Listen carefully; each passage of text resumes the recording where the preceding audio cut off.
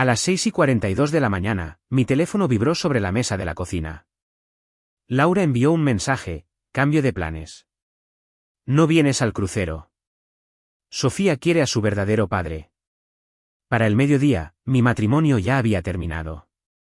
Me quedé allí mirando la pantalla como si pudiera parpadear y disculparse.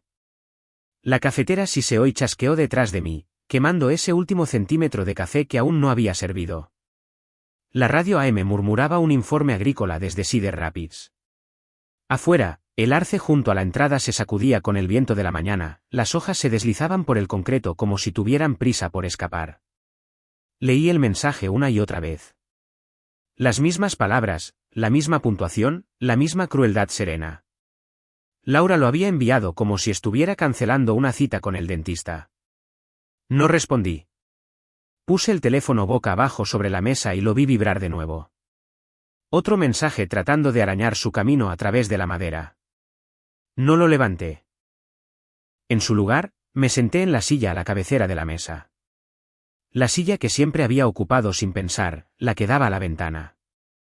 La que Laura solía llamar, tu lugar. El café se enfrió. No me di cuenta. 14 años antes, me había mudado a esta casa en East Locust Street en Davenport con un sofá, una caja de herramientas y una promesa que pretendía cumplir. Sofía tenía 12 años entonces, una niña delgada con brackets en camino, con ojos que siempre observaban. Su verdadero padre, Ricardo Vargas, había estado ausente más tiempo del que había estado presente.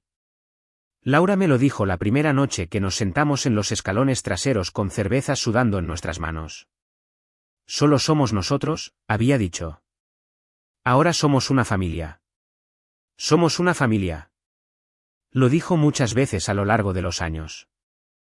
Cada vez que surgía el tema del dinero, especialmente cuando pagué los brackets de Sofía, Laura me apretaba el brazo y decía, tu dinero es nuestro dinero. Cuando saqué de los ahorros para el Honda usado de Sofía después de que ingresó a Iowa State, Laura dijo, esto es lo que hacen los padres. Cuando configuré el débito automático para el crucero, el viaje de aniversario por el río Mississippi que había estado insinuando durante meses, Laura me besó en la mejilla y dijo, nos lo merecemos. Pero el mensaje no decía, nosotros, decía, mi verdadera familia. El teléfono vibró de nuevo. Finalmente me levanté y caminé hacia el fregadero. Vertí el café sin probarlo. La taza tintineó con fuerza contra la porcelana como si estuviera enojada conmigo por desperdiciarlo. La enjuagué de todos modos, lentamente, viendo el vapor curvarse y desaparecer. Cuando levanté el teléfono esta vez, no era otro mensaje. Era una notificación de correo de voz. La voz de Laura, lo supe antes de darle al play. Tensa, rápida, ya molesta. Marcos, no conviertas esto en un problema, dijo. Es solo que Sofía pidió esto. ¿Lo entiendes, verdad? Llámame cuando te hayas calmado. Calmarme. Apoyé la cadera en el mostrador y cerré los ojos. Vi a Sofía a los 12 años, sentada en esta misma mesa con su tarea de matemáticas extendida, llorando porque Ricardo no había aparecido de nuevo. Recordé haber sacado la silla junto a ella, no la de la cabecera, y haber dicho, está bien, pequeña, hagamos esto juntos. Recordé la forma en que había sonreído, torcida y aliviada, como si hubiera estado conteniendo la respiración. Reproduje el correo de voz de nuevo. La voz de Laura sonaba ensayada la segunda vez, como si lo hubiera dicho en su cabeza antes de llamar. No devolví la llamada. Para las 9:30, se suponía que debía estar en camino a Dubuque para una visita a un concesionario. Me puse la chaqueta, cogí las llaves y me detuve en el pasillo donde colgaban las fotos familiares. Había una del año en que refinanciamos, con Laura y Sofía en el sofá. Yo de pie a un lado, con la mano en el cojín trasero como si no estuviera seguro de pertenecer al cuadro. Nunca me había dado cuenta de eso antes. En el concesionario, estreché manos, hablé de números, asentí en los momentos adecuados. Me perdí una pregunta y tuve que pedir que la repitieran. Mi teléfono vibró en mi bolsillo. Lo ignoré. Vibró una y otra vez. En el camino de regreso, me detuve en un K6 y me senté en la camioneta con el motor en marcha. Escuché el teléfono sonar hasta que se detuvo. El silencio posterior se sintió pesado, como una puerta cerrándose en algún lugar que no podía alcanzar. Pensé en llamar a mi amigo Tomás del VFW. Pensé en llamar a mi hermana en Moliné. Pensé en llamar a Ricardo Vargas y preguntarle qué demonios creía que estaba haciendo, volviendo a mi vida como un invitado que finalmente se había dado cuenta de la cuenta. En lugar de eso, conduje a casa. La casa estaba demasiado silenciosa. Laura se había ido temprano al aeropuerto, así que la cama estaba hecha, tensa y plana como la de un hotel. Me senté de nuevo a la mesa en esa silla de la cabecera y miré los lugares vacíos. Imaginé a Laura y Sofía en la cubierta del crucero, con el viento en el pelo, con Ricardo apoyado en la barandilla como si se hubiera ganado la vista. Mi teléfono vibró una vez más. Un mensaje de Sofía esta vez. Por favor, respeta nuestro espacio. Lo miré fijamente hasta que las letras se volvieron borrosas.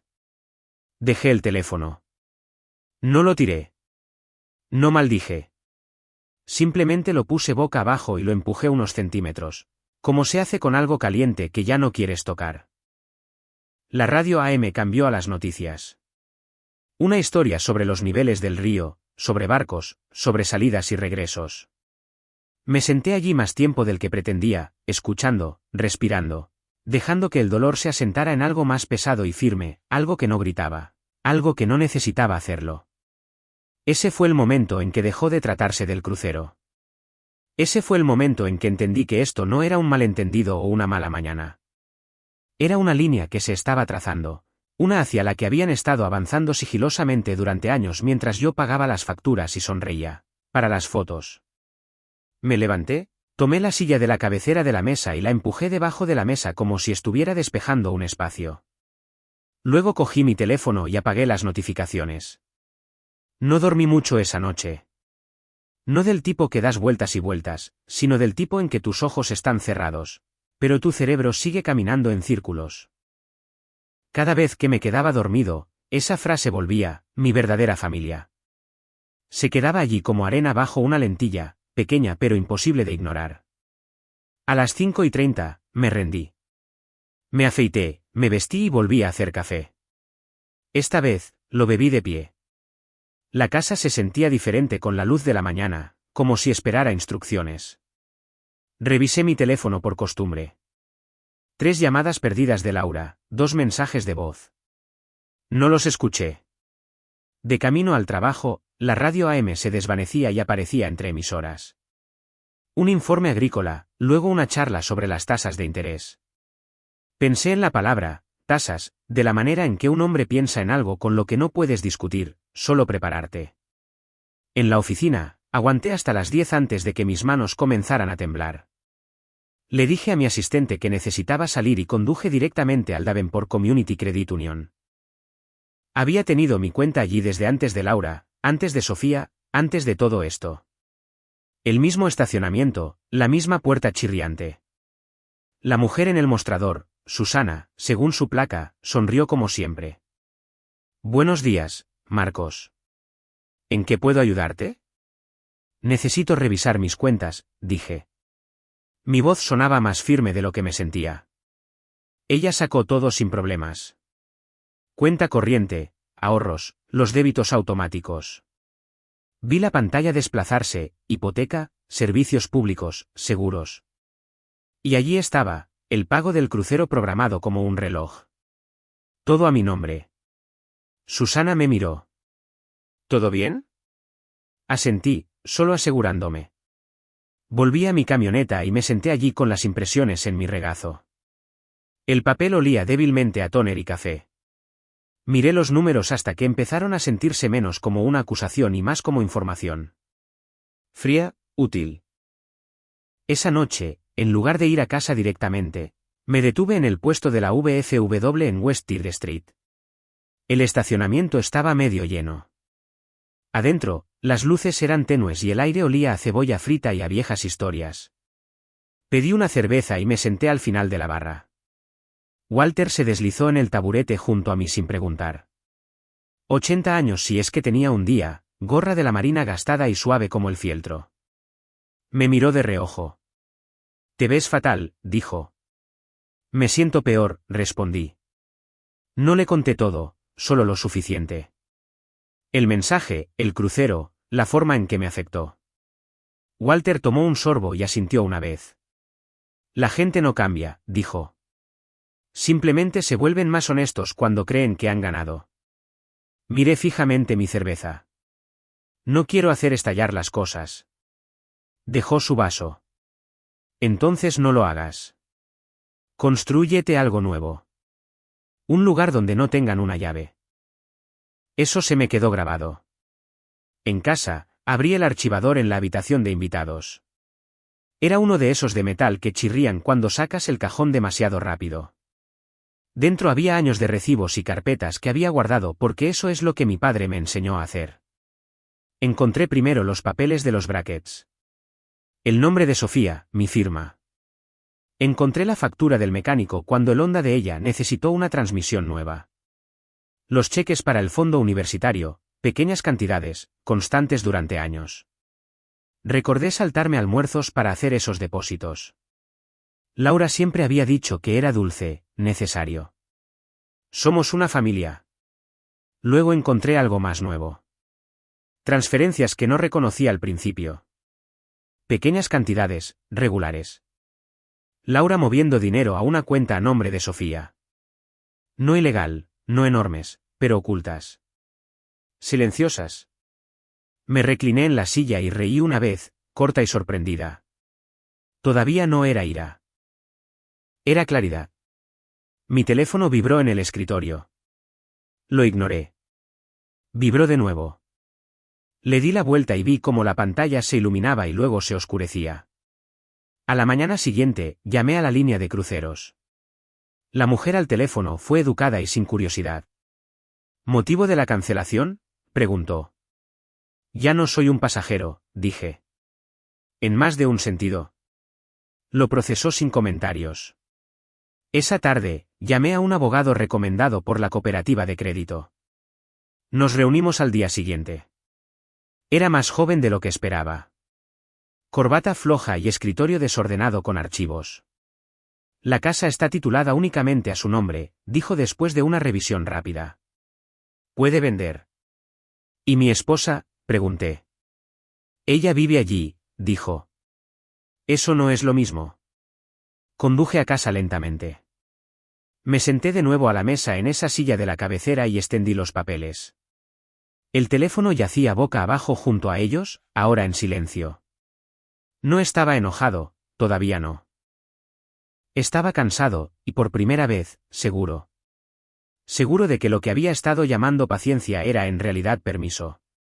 Recogí las carpetas, las apilé ordenadamente y deslicé la silla de nuevo debajo de la mesa. Mañana, haría una llamada. Esperé un día entero antes de hacer la llamada.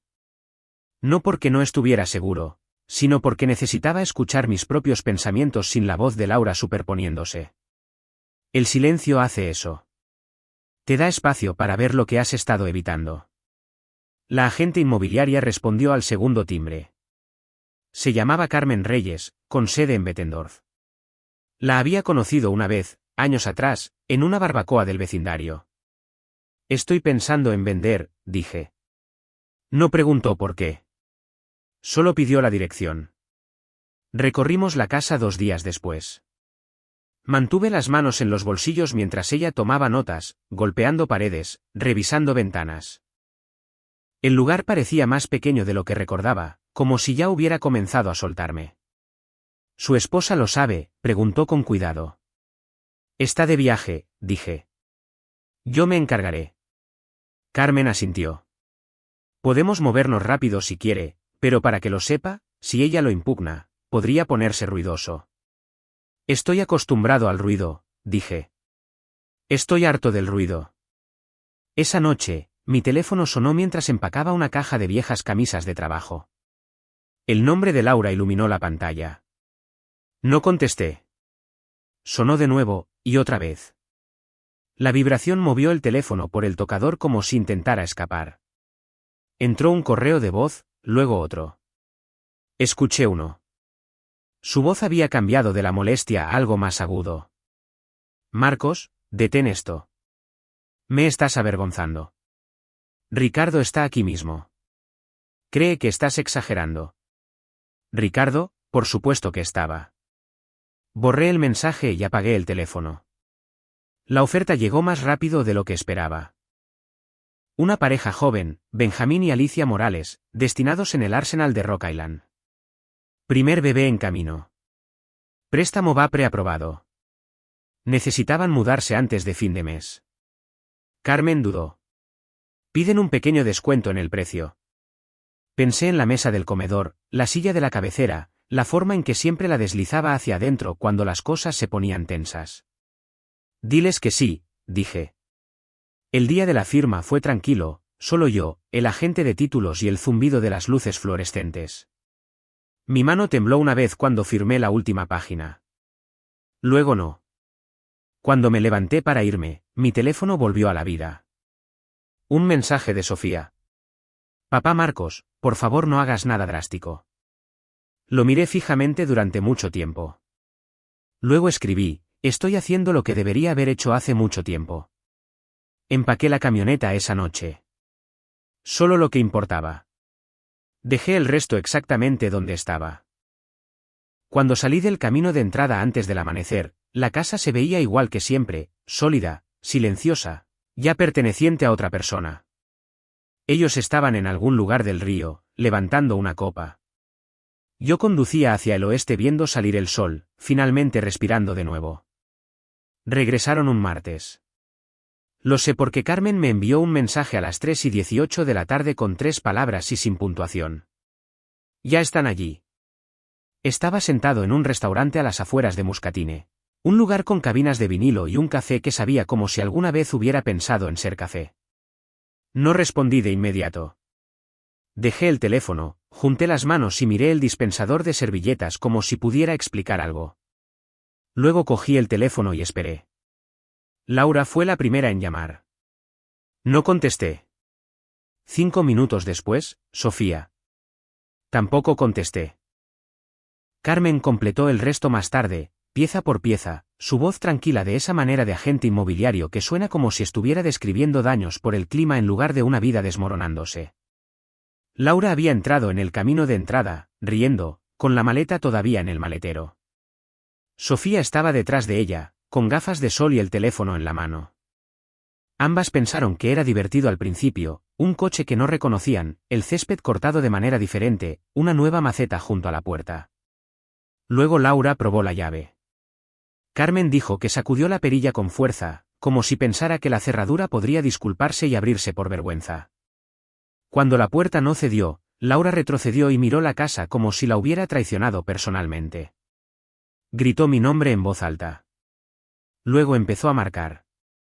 Dentro, Benjamín Morales abrió la puerta, a medias, con la cadena todavía puesta. Fue educado, se disculpó, incluso le dijo que acababan de mudarse esa mañana, dio su nombre, preguntó si podía ayudar. Laura se rió, un sonido corto y agudo, le dijo que estaba en su casa. Benjamín le preguntó a qué se refería. Fue entonces cuando Laura empezó a gritar. Alicia apareció detrás de él, con una mano en el vientre. Sofía se quedó helada en la acera, con el teléfono ahora abajo, la cara pálida. Carmen dijo que fue el silencio lo que más le impactó, ese medio segundo en que Sofía miró a su alrededor como alguien que espera un golpe. Llegó la policía. 2 oficiales, uno mayor que parecía preferir estar en cualquier otro lugar. Se mostraron los papeles, se leyeron los nombres, se comprobaron las fechas. El oficial mayor se volvió hacia Laura y dijo, «Señora, ¿a nombre de quién está la escritura?» Carmen me dijo que Laura no respondió de inmediato. Esa pausa, ahí fue cuando lo entendió. Laura me llamó de nuevo. Contesté al cuarto timbre. Marcos, dijo, sin aliento. ¿Qué hiciste? Me recliné en la cabina y miré hacia el estacionamiento. Pasó un camión. En algún lugar, la alarma de un coche sonó y se detuvo. Vendí la casa, dije. No puedes hacer eso, espetó. Ese es nuestro hogar. Era mi casa, dije. Tú solo vivías en ella. Empezó a hablar rápido entonces. Amenazas, tribunales. ¿Cómo te atreves? Como Ricardo nunca habría hecho esto. ¿Ricardo? Sofía se puso al teléfono después. No gritó. Eso casi dolió más. No pensé que realmente lo harías, dijo. Su voz se quebró en la palabra, realmente. No pensé que realmente dirías en serio lo que dijiste, respondí. Mantuve la voz firme. Me costó esfuerzo, pero aquí estamos. Hubo una larga pausa. Podía oír a Laura de fondo diciendo mi nombre como si fuera una mala palabra. Yo te crié, dije finalmente. No alquilé un lugar en tu vida. Sofía no respondió. La llamada terminó. Terminé mi café. Ahora sabía amargo. Esa noche, me senté solo en el pequeño apartamento de alquiler que había conseguido, un lugar cerca del río. Nada lujoso. Desplegué la tarjeta que Benjamín y Alicia habían dejado en mi buzón. Una nota de agradecimiento, una foto de su ecografía metida dentro. Me senté en la mesita e imaginé el antiguo comedor, la silla de la cabecera, el lugar donde solía sentarme a intentar mantener las cosas unidas. Por primera vez, la silla estaba vacía, y no se sentía como una pérdida. Presentaron la demanda una semana después. No de divorcio, al menos no todavía. Laura fue tras la casa primero, como si pudiera rebobinar el tiempo si gritaba lo suficientemente fuerte en la habitación adecuada. Me entregaron los papeles en el alquiler un viernes por la tarde, el papel rígido y oficial, mi nombre escrito correctamente por una vez. El juzgado del condado de Scott olía a libros viejos y desinfectante, el tipo de lugar donde las voces bajan sin que nadie lo pida. Llevaba el mismo blazer que había usado para funerales de la iglesia y cenas de concesionarios. Nada lujoso, solo limpio. Llevaba un sobremanila bajo el brazo, pesado de papel y recuerdos. Laura llegó 10 minutos tarde, sus tacones resonando demasiado fuerte en las baldosas. Sofía la seguía, con la mirada baja, aferrada a su bolso como un escudo. Ricardo Vargas los seguía, con las manos en los bolsillos, una sonrisa demasiado fácil para la habitación en la que estaba. La mediadora, una mujer de unos 60 años con gafas de lectura colgando de una cadena, revisó el expediente una vez. Mantengamos esto simple, dijo. Estamos aquí para discutir la propiedad. Laura intervino antes de que pudiera sentarme. Nos abandonó, dijo, señalándome como si yo fuera una mancha. Vendió nuestra casa a nuestras espaldas. Mi hija fue humillada. La mediadora levantó una mano. Señor Hernández, tendrá su oportunidad. Esperé. Esa fue la parte más difícil, dejar que las palabras se acumularan sin interrumpir.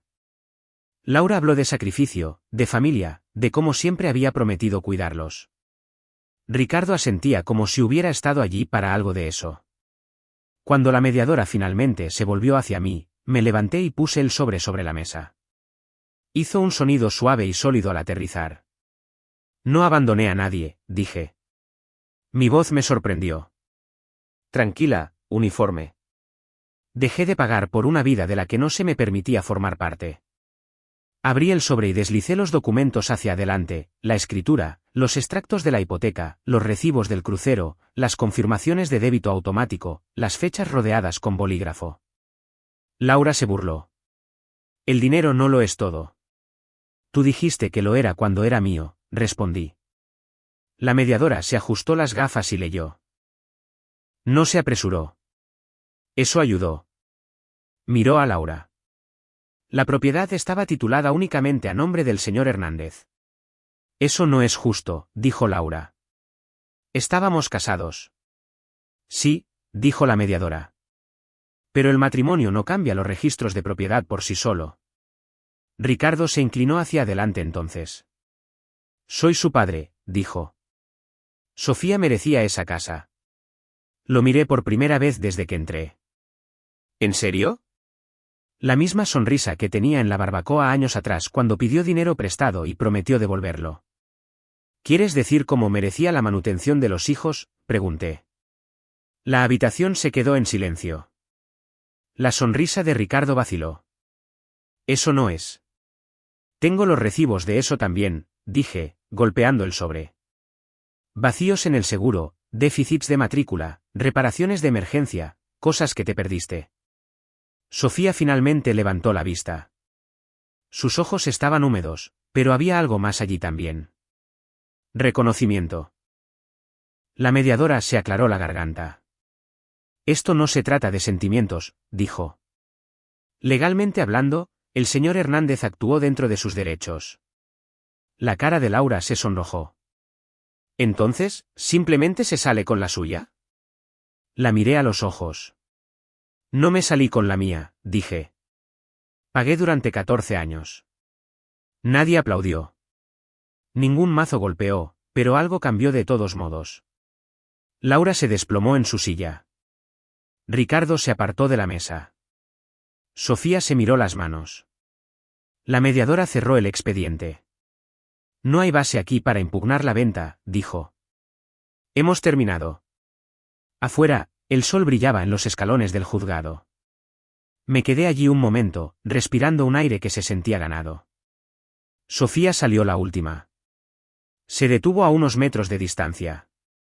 No sabía de todo eso, dijo en voz baja. Lo sé, respondí. Y lo sabía.